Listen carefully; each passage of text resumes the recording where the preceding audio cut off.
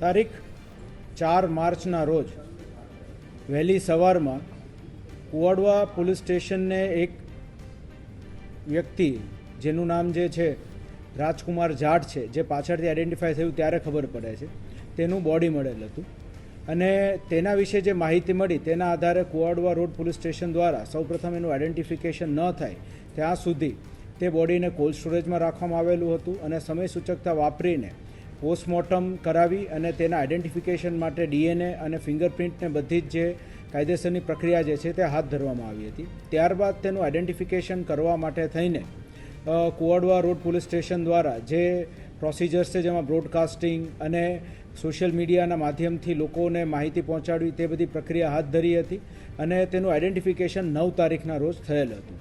Identification થયા બાદ તેની અંદર ફરિયાદીની ફરિયાદ લઈને ફેટલ એક્સિડન્ટનો ગુનો સૌપ્રથમ દાખલ કરવામાં આવ્યો હતો અને ફેટલ એક્સિડન્ટનો ગુનો અનડિટેક્ટ હોય તેની તપાસ માટે થઈને અલગ અલગ ટીમોની રચના કરવામાં આવી હતી.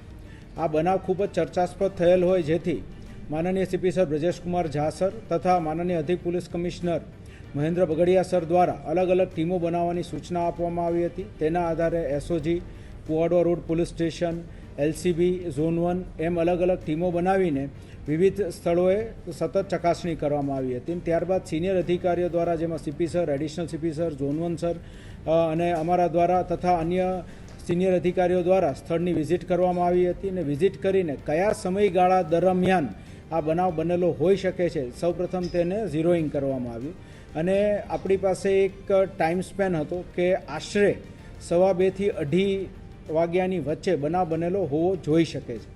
આ બનાવ બનવાની સંભાવનાને ધ્યાનમાં રાખી એ સમયગાળામાં કયા કયા વાહનો ત્યાંથી પસાર થઈ રહ્યા છે તેની તપાસ હાથ ધરવામાં આવી અને 150થી વધુ સીસીટીવી કેમેરાઓ એ જે 4 થી 5 કિલોમીટરનો વિસ્તાર છે તેની અંદર ચકાસવામાં આવ્યા. આ બધા સીસીટીવી કેમેરાને એ બધાની ચકાસણી શરૂ હતી એ દરમિયાન એક ડમ્પર ચાલક દ્વારા ટીમને માહિતી મળી કે એ પોતે જ્યારે ત્યાંથી 2:33ની આજુબાજુ પસાર થાય છે તેની પહેલાં ત્યાં બોડી પડેલું હતું. એ ધ્યાનમાં રાખીને અને કઈ બસ જે છે એ તેની આગળ ચાલતી હતી તે બાબતે માહિતી મેળવી અને ફર્ધર જ્યારે તપાસ કરવામાં આવી ત્યારે ધ્યાન પર આવ્યું કે મહાસાગર ટ્રાવેલ્સની એક બસ છે 3131 નંબરની અને તે શંકાસ્પદ જણાઈ.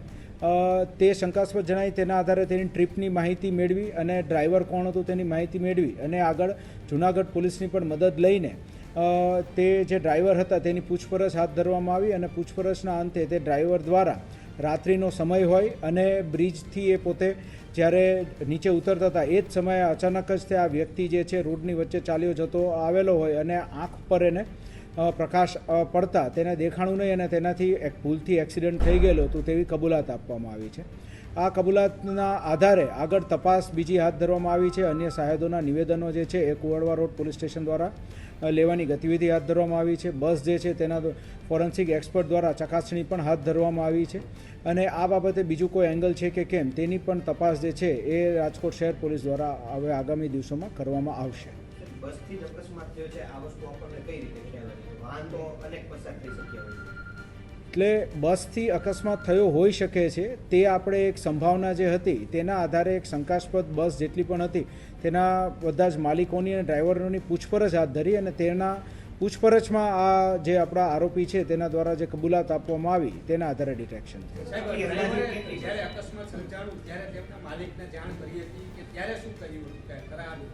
આ જે અકસ્માત સર્જાયો ત્યારબાદ ડ્રાઈવર દ્વારા પોતાના માલિકને કોઈ જાણ નહોતી કરવામાં આવી અને તેણે પોતાના ક્લીનર જે છે તેને જાણ કરી કે કદાચ આ રીતનો એક બનાવ બની ગયેલો છે અને આપણે આગળ આની અંદર શું કરવું, તો એ બાબતે પછી તે લોકો અમદાવાદ ખાતે પહોંચીને પોતાના જે માલિક છે તેને ડ્રાઈવર દ્વારા જાણ કરવામાં આવે છે કે રોઝડું આવી ગયું અને પછી કબૂલાત આપવામાં આવી કે હું ડરના માર્યો ખોટું બોલ્યો હતો અને ખરેખર એક વ્યક્તિ જે છે તેની સાથે ટક્કર થઈ હતી.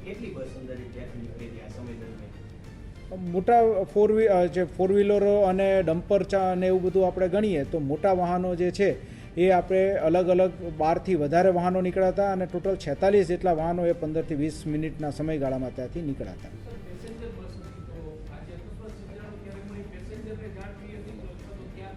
રાત્રિનો સમય હતો અને એના કારણે કોઈ લોકોને જાજો આઈડિયા નહોતો આવ્યો, થોડું બમ્પ જેવું આવ્યું હતું તેવું ક્લીનરનું કહેવાનું થાય છે, જેના આધારે તે જાગીને બહાર આવ્યો ત્યારે ડ્રાઈવર દ્વારા એને આ જાણ કરવામાં આવી.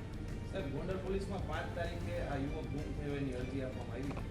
સામાન્ય રીતે ગુમ થયેલા વ્યક્તિઓમાં એક પ્રોસિજર હોય કે આજુબાજુના પોલીસ સ્ટેશનમાં જાણ કરે કે આવો અમારો વ્યક્તિ કોઈ ગુમ થયો છે. ખાસ કરીને પોતાના જિલ્લામાં તો જાણ કરે, તો અહીંયા રાજકોટ પોલીસને 5 તારીખે કોઈ જાણ કરેલી હતી કે આવો અમારો વ્યક્તિ ગુમ છે?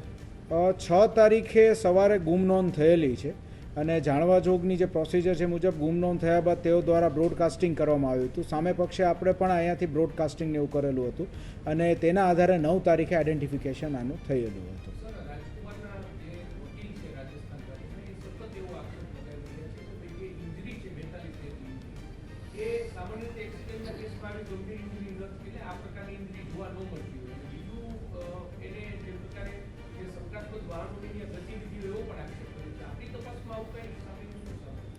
જે પોસ્ટમોર્ટમનો રિપોર્ટ છે ને 42 ઇન્જુરીની વાત છે, તે તમામ ઇન્જુરીઝ હાર્ડ એન્ડ બ્લન્ટ ઓબ્જેક્ટથી થઈ છે તેવું પોસ્ટમોર્ટમ રિપોર્ટમાં લખેલું છે અને આ પ્રકારના એક્સિડન્ટની અંદર પણ હાર્ડ એન્ડ બ્લન્ટ ઓબ્જેક્ટથી ઇન્જુરી થતી હોય તેવું અનેક પોસ્ટમોર્ટમ રિપોર્ટમાં આવતું હોય છે.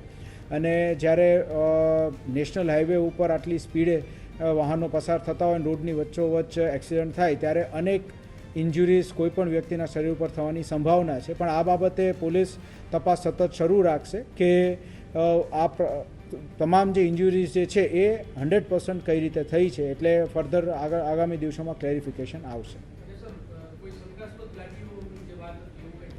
જે જગ્યાએ બનાવ સ્થળ જે છે ત્યાં જે જગ્યાએ બનાવ બન્યો છે તેના કોઈ સીસીટીવી ફૂટેજીસ કોઈપણ જગ્યાએ ઉપલબ્ધ નથી. તેનાથી આગળ અને પાછળ જે વિવિધ સીસીટીવી ફૂટેજીસ ઉપલબ્ધ છે તેમાં આ જે બસીસની જે મૂવમેન્ટ છે એ જ આપણને દેખાય છે અને હાલ જે એને કબૂલાત કરી છે અને જે બસની અંદર ડેમેજ છે તેના આધારે આપણે હાલ એ ડ્રાઈવરની વિરુદ્ધ કાયદેસરની કાર્યવાહી હાથ ધરી છે. હોસ્પિટલમાં કોઈ અજાણ્યા વાહનો જ્યારે રાજકુમારને અહીંયા લઈ આવ્યા ત્યારે કોઈ સીસીટીવી ચેક કરેલા છે હોસ્પિટલના કોઈ ગતિવિધિઓ જણાય? કુવાડવા રોડ પોલીસ સ્ટેશન દ્વારા તમામ જગ્યાએ જે પણ જગ્યાએ બોડી લઈ જવામાં આવ્યું હોસ્પિટલની અંદર, જે જગ્યાએ બનાવ બન્યો છે તે તમામ જગ્યાના સીસીટીવી ફૂટેજીસ કબજે કરીને અને તપાસ હાથ ધરવામાં આવી છે. જે કંઈ પણ વાહનોની મૂવમેન્ટ હતી તેની તપાસને એવું બધું કરવામાં આવ્યું છે. શંકાસ્પદ વાહનો જે છે ટોટલ 78 જેટલા ઝીરોઈંગ કરીને એમાંથી ધીરે છેલ્લે આ બસ હોવા વધુ શંકાસ્પદ જણાતા આગળ આપણે એની તપાસ કરતા આ કબૂલાતને એવું બધું થયેલું છે. એનો પરિવાર છે એ ધારાસભ્યના પરિવારજનો ઉપર સતત આક્ષેપ કરતો હતો. આપણે એમની કોઈ પૂછપરછ કે તપાસ કરી છે ખરા બાબતે?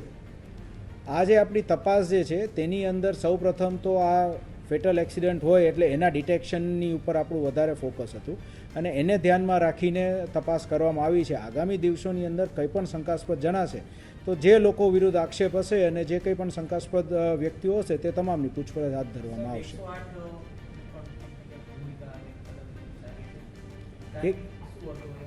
108ને જે છે એ પોતાનું ટ્રીપ માટે આવી હતી અને તેના ધ્યાન પર આ બોડી આવતા તેઓ દ્વારા જ તે આ બોડી જે છે એ સિવિલ હોસ્પિટલ સુધી પહોંચાડવામાં આવેલું હતું. આરોપી જે છે તેઓનું નામ છે રમેશભાઈ બીજલભાઈ મેર, જે પોતે જૂનાગઢ ખાતેના રહેવાસી છે.